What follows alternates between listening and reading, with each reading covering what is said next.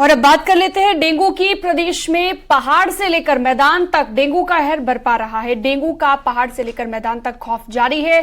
बीते 24 घंटे की बात करें तो 22 नए मरीज आ गए हैं सामने डेंगू के और एक की मौत भी हो गई है। प्रदेश में डेंगू के मामले लगातार बढ़ रहे हैं। 1000 के पार ये आंकड़ा पहुंच गया है और 13 लोग डेंगू से अब तक जान भी गंवा चुके हैं। राज्य में डेंगू के 1000 से ज्यादा मामले दर्ज कर लिए गए हैं और अब तक 12 लोगों की जान गई है। 600 मामले राजधानी देहरादून से ही सामने आ चुके हैं।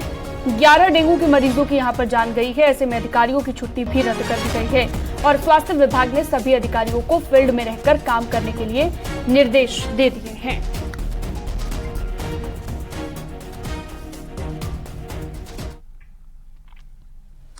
और देहरादून से एक बड़ी खबर है, जहां सीएम ऑफिस में भी डेंगू की दस्तक है। सीएम के सहयोगी विश्वास डोभाल को भी डेंगू हो गया है। तो आपको बता दें कि रात को दून अस्पताल में एडमिट किया गया। पिछले 2 दिनों से तेज बुखार से पीड़ित थे, जिसके बाद में अस्पताल में भर्ती कराया गया। तो एक बड़ी खबर आपको बता रहे हैं, सीएम ऑफिस में भी डेंगू ने दस्तक दे दी है। मुख्यमंत्री के सहयोगी विश्वास डोभाल को डेंगू हो गया है। पिछले 2 दिनों से बुखार था, जिसके बाद में अस्पताल में भर्ती कराया गया।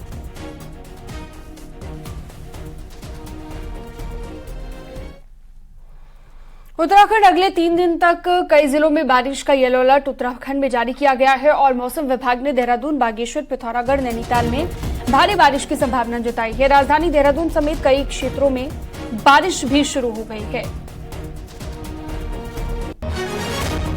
कई जिलों में तेज बारिश को लेकर अलर्ट जारी किया गया है और देहरादून, बागेश्वर भी इसमें शामिल है। पिथौरागढ़, नैनीताल में भी बारिश को लेकर येलो अलर्ट जारी कर दिया गया है। तो तस्वीरें भी आप देख रहे हैं, बारिश भी शुरू हो गई है कुछ इलाकों में।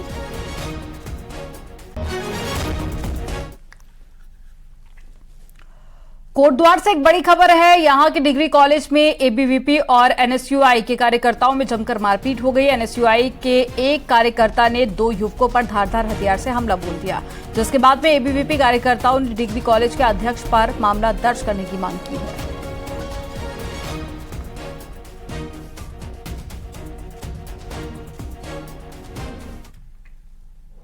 सीएम पुष्कर सिंह धामी शुक्रवार को दिल्ली पहुंचे, जहां पर आज सीएम धामी राष्ट्रपति द्वारा दिए गए डिनर में शामिल होंगे।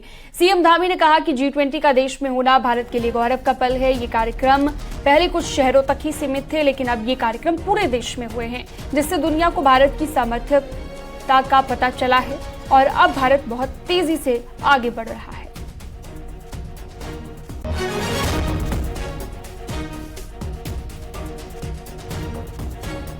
ये बहुत बड़ा गौरव है भारत के लिए।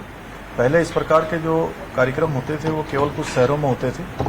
आदरणीय प्रधानमंत्री मोदी जी के कारण आज देश के कोने कोने में G20 के समिट हुई हैं और पूरी दुनिया ने भारत के सामर्थ्य को देखा है, भारत को नजदीक से देखा है।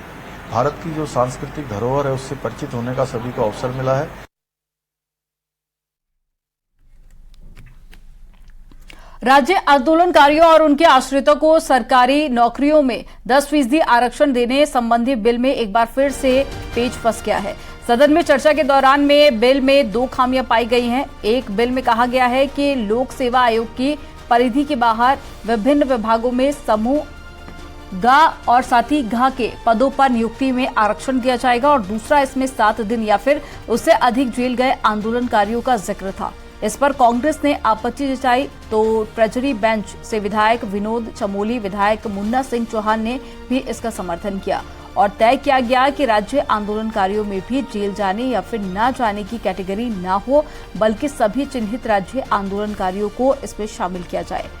ध्वनिमत से पक्ष विपक्ष ने संशोधन प्रस्ताव को पास कर इसे प्रवर समिति को भेज दिया है और प्रवर समिति 15 दिन में अपनी रिपोर्ट पेश करेगी और फिर 1 दिन का विशेष सत्र बुलाकर बिल पास किया जाएगा। वहीं कल ही सप्लीमेंट्री बजट भी पास कर दिया गया।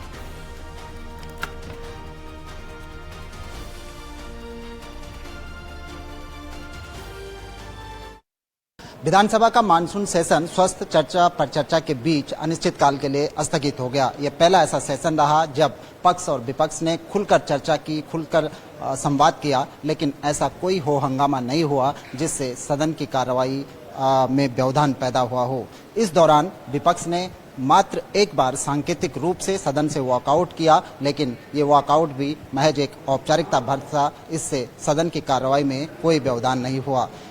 इस 3 दिनी सेशन में 10 से अधिक विधेयक पास किए गए, तो सप्लीमेंट्री बजट को भी हरी झंडी दे दी गई। इस दौरान ऐसे भी कई मौके आए जब सदन में पक्ष और विपक्ष दोनों ही अलग अलग मुद्दों पर भावुक होते हुए दिखे। भगवानपुर से विधायक ममता राकेश बेलड़ा प्रकरण में पुलिस के अत्याचार पर बोलते बोलते भावुक हो गई और सदन में ही रो पड़ी, तो संसदीय कार्य मंत्री प्रेमचंद अग्रवाल राज्य आंदोलनकारियों के मुद्दे पर इतने भावुक हुए कि बोलते बोलते रो पड़े। ये पहला ऐसा सेशन हुआ जब पूरे सेशन के दौरान जो कार्रवाई हुई वो पक्ष और विपक्ष के बीच स्वस्थ चर्चा और परिचर्चा के बीच संपन्न हुई। कैमरा पर्सन राकेश रावत के साथ सुनील नौप्रभात, न्यूज़ 18 देहरादून।